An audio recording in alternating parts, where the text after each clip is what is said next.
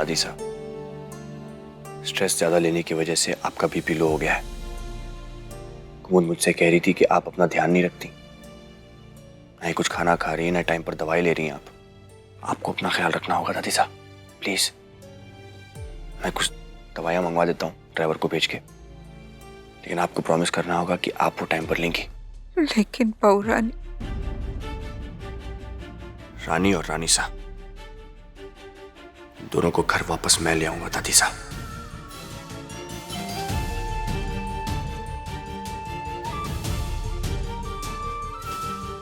आप चिंता मत कीजिए, ओके? मेरा वादा है आपसे। अब आप अपनी सारी टेंशन छोड़ दीजिए। ना मॉम है, ना डैड है, नंदिनी भी बीमार है और अब आप भी। हम बच्चे अब इतना सब कुछ अकेले कैसे संभालेंगे? आपको ठीक रहना होगा, ओके दाई साहब? प्लीज। कुमुद, मैं कुछ दवाइयां लिख के दे रहा हूँ, ड्राइवर को भेजकर मंगवा दीजिएगा प्लीज। ये लीजिए। और दादी साहब का ख्याल रखने की जिम्मेदारी आप पर छोड़ रहा हूं मैं। 24 घंटे उनके साथ रहिएगा। जी कुंवर साहब।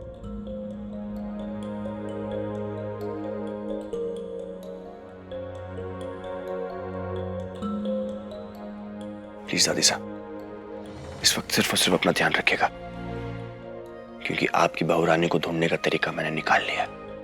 फिलहाल आप आराम कीजिए। अगर रानी ने आपको इस हालत में देख लिया ना दादी साहब, तो हम सबको डांट पड़ेगी। मैं थोड़ी देर में आता हूं।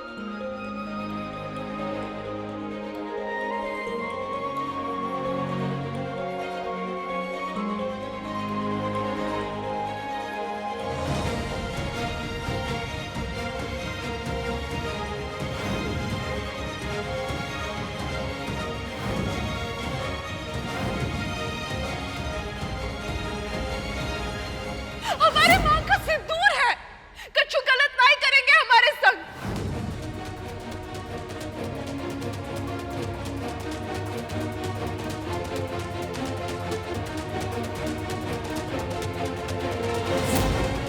आपको दुर्घटना स्थल पर चलना होगा, इसी तरह हम इन्हें निर्दोष साबित कर सकते हैं। प्लीज, हमारी दरखास्त है आपसे। आप मुझे बचाने के लिए हर हद पार कर गई थी रानी, अब मेरी बारी। मेरा वादा है आपसे, आपको सही सलामत वापस अपने घर ले आऊंगा। मेरे रहते आप पर एक आंच भी नहीं आएगी रानी। बस मेरा इंतजार करना, मैं आ रहा हूं। अरे काका, हम बोले थे तुमसे, ये परिवार नहीं है, काली गुफा है। गुफा जो एठो बार अंदर घुस गया ना, वो तो गया हमेशा के लिए। हमार तो यही समझ में नहीं आ रहा है कि घर में ऐसा कौन आ गया जो हमारी बिटिया को ले गया। यहाँ माँ बीमार है, वहाँ रानी का पता नहीं। हे भगवान, कैसी मुसीबत आई है घर पर हमारे। अरे तुम्हारी 20 साल की ईमानदारी ने तुम्हारी आंखों पर पट्टी बांध दी है काका, पर हम अंधे नहीं है, हम सब देख सकते हैं। और ये परिवार ना भरोसे के लायक है ही नहीं, बता रहे हैं तुमको। सबसे पहले तो तुम्हारे वो दामाद जो एड़ा बन करके पेड़ा खाने वालों में से, और बहन बहन तो ऐसे है जैसे कि ताड़ का। और अब तो नई राजकुमारी काका, का नाम है उसका, कियारा, अब तो वो भी कूद पड़ी है। एठो बंदा नहीं है परिवार में काका जो हमारी रानी को पसंद भी करता हो। पर ये लोग ना बलिया वालों को जानते नहीं है। कपड़ा भिगो करके धोएंगे ससुरा, सबको देखेगा आप। Oh hello loud speaker. इसी घर में खड़े रह के इसी घर की इज्जत उतारोगे? जब से आए हो तब से सिर्फ गुंडों की तरह बिहेव कर रहे हो। कुछ शर्म नाम की चीज है या नहीं? बिरजू, बिरजू तू चुप हो जा, ऐसा कुछ नहीं है, तू गलत सोच रहा है। वो तो बाद में पता चल जाएगा काका, हम बाद में बात करते हैं आपसे। हम जो चाहे कहे, जितनी चाहे उतनी बुराई करे, आपसे मतलब है। मतलब ये मेरा भी परिवार है। मैडम, जितनी पुरानी आप है ना इस धरती पर, उतनी ही पुरानी हमरी और रानी की दोस्ती भी है। और ये घर के परिवार वालों ने उनका अपहरण कराया। शांत तो हम नहीं बैठेंगे। तुम क्या साइको हो क्या? कब से समझाने की कोशिश कर रहे लेकिन समझ ही नहीं रहे हो। हम रॉयल्स हैं, इस घर में सब पढ़े लिखे लोग हैं। आदमी जितना पढ़ लिख लेता है ना, उसका सर पे अहंकार जमा हो जाता है, और अपना मकसद पूरा करने के लिए वो किसी भी हद तक जा सकता है। और यही क्या है, तुम्हारे परिवार वालों ने अपनी रानी से को बचाने के लिए हमारी रानी की बलि चढ़ा दी। बलि? What the hell?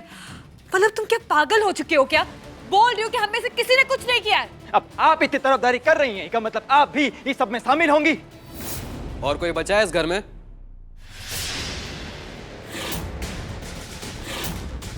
जिस पे इल्जाम लगाना बाकी रह गया हो? तुम दोस्त हो भाभी साहब के, जहां तुम्हें उनकी फिक्र होनी चाहिए वहां तुम फ्रस्ट्रेट हो रहे हो, जो कि गलत है। अगर तुम उनके असली में दोस्त हो ना, तो अपनी सारी ताकत उन्हें ढूंढने में लगाओ, बाकी सब पे इल्जाम लगाने में नहीं।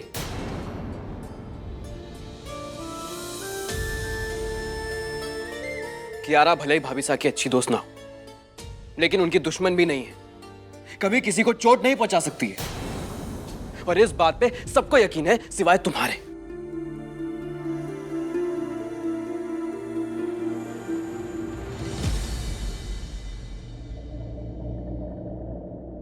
आप लोग की बहस खत्म नहीं हुई?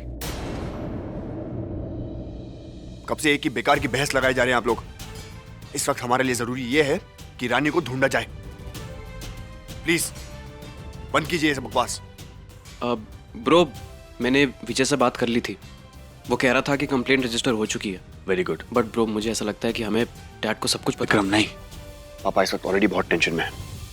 वो अकेले वहां दिल्ली में, और इस वक्त रानी साहब को भी बाहर निकालना बहुत जरूरी है, तो इन्हें और टेंशन मत दीजिए, ओके? और वैसे भी मेरे हाथ एक सबूत लगा है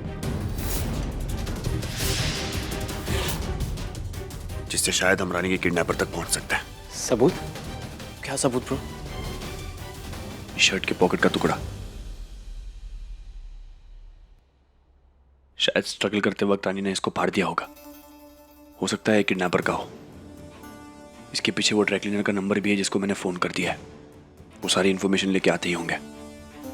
आई जस्ट होप कि उनके पास राइट इंफॉर्मेशन हो। खंबा घानी कुमार साहब, आपने मुझे बुलाया? आप आ गए, ग्रेट। ये देखिए, ये ड्राई क्लीन शॉप आप ही का है ना? जी आइए, हमारे यहाँ से ही ड्राई क्लीन हुआ है। मुझे इसकी सारी इंफॉर्मेशन चाहिए इमीडिएटली। जी अभी ऑर्डर नंबर मैच करता हूँ। आइए।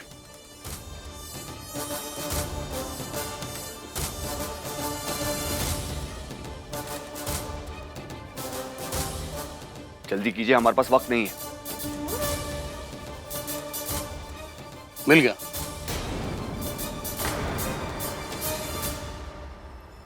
ये बैच नंबर किसी सूरज सिंह के नाम से है। ये उसका मोबाइल नंबर और एड्रेस। Okay, thank you. आप जा सकते हैं। जी। सूरज सिंह। कियारा, हम भाभी साहब को ढूंढने जा रहे हैं। तुम दादी साहब को बता देना प्लीज। ठीक है। चलिए विक्रम। चलिए। हम भी चलेंगे।